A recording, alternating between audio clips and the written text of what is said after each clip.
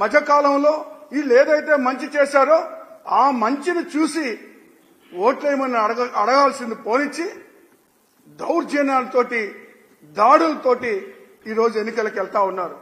మరి ఈ విషయాన్ని ఎన్నికల కమిషన్ కూడా ఎందుకు పట్టించుకోవట్లేదు? ఈరోజు ఎన్నికల కమిషన్ కూడా అనేక సందర్భాల్లో చూసి చూడనట్టుగా పోతా ఉంది. మరి ఎన్నికల కమిషన్ నిద్రపోతా ఉందా లేదా నిద్రపోతున్నట్టు నటిస్తా ఉందా? అనేకమైనటువంటి సంక్షేమ కార్యక్రమాల్లో ఆపడానికి ముందుండేటువంటి చంద్రబాబు నాయుడు గారు, ఎన్నికల కమిషన్. చంద్రబాబు నాయుడు గారు ఏది చెబితే ఎన్నికల కమిషన్ దానికి తలూపుతున్నటువంటి పరిస్థితులు చూస్తా ఉన్నాం. మరి ఇన్ని దాడులు జరుగుతూ ఉంటే, ఇన్ని అరాచకాలు చేస్తా ఉంటే ఏం చేస్తా ఉన్నారు ఎన్నికల కమిషన్? మరొక పక్క మరి ఒక హోమ్ మినిస్టర్ గారి మీదే దాడి జరిగితే ఇప్పటికి ఇంకా ఎంక్వైరీలు జరుగుతూ ఉన్నాయి తప్పితే ఇప్పటికీ అరెస్టు చేసినటువంటి పరిస్థితి లేదు. ఈ రాష్ట్రంలో ఒక దళిత మహిళను హోంమంత్రి చేసినటువంటి చరిత్ర జగన్మోహన్ రెడ్డి గారిది అయితే, ఈ రాష్ట్రంలో దళితులుగా పుట్టాలని ఎవరు కోరుకుంటారు అంటూ, లేదా దళితుల్ని ఓచకోత కోసినటువంటి చరిత్ర, దళిత మహిళల్ని వ్యవస్థలను చేసి నడి రోడ్డు మీద కొట్టినటువంటి చరిత్ర చంద్రబాబు నాయుడు గారిది. అది ఒకటి ప్రజలు అర్థం చేసుకోవాలని నేను కోరుతా ఉన్నాను. ఈ యొక్క విధానం ఇలాగే కొనసాగితే ప్రజాస్వామ్యానికి ఇది ముప్పు లాంటిది అని అర్థం చేసుకోవాలని కూడా నేను కోరుతా ఉన్నాను.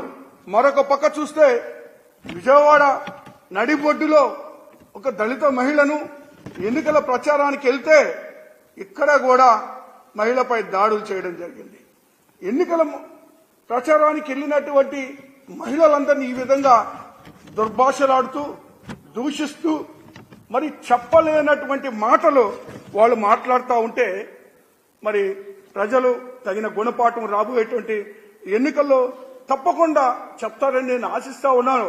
ఇదే ఒక్క మాట చెప్పదలుచుకున్నా, ఈ తెలుగుదేశం పార్టీ, జనసేన ఎవరైతే ఈ దాడులకి పాల్పడుతున్నారో ఆ నాయకులకి నేను ఒకటే మాట చెప్తా ఉన్నా. ఈ రోజు జగన్మోహన్ రెడ్డి గారు కనుసైగ చేస్తే మీరెవ్వరు కూడా రోడ్ల మీద కూడా తిరిగే పరిస్థితుల్లో ఉండరు కూడా. కానీ మా నాయకుడు అలాంటి నాయకుడు కాదు. మీ నాయకుడిలాగా అరాచకాలని, అన్యాయాల్ని, అక్రమాలని రెచ్చగొట్టేటువంటి నాయకుడు కాదు. జగన్మోహన్ రెడ్డి గారు శాంతియుతంగా, ప్రజాస్వామ్యయుతంగా ప్రజల్ని మాత్రమే నమ్మి, ప్రజలకు ఏదైతే సహాయం సేవ చేశామో, ఏదైతే సంక్షేమ కార్యక్రమాలు అందిస్తామో అదే శ్రీరామ రక్షగా ఎన్నికలకు వెళ్తున్నారు తప్పితే ఇలాంటి దౌర్జన్యాలను మా పార్టీలో ఏ ఒక్కరిని కూడా ఎంకరేజ్ చేసేటువంటి పరిస్థితులు ఉండవు. ఇవన్నీ కూడా ప్రజలు గమనించాలా. రేపు 13 జరిగేటువంటి ఎన్నికల్లో వీళ్ళందరికీ తగిన గుణపాఠం చెప్పాలా.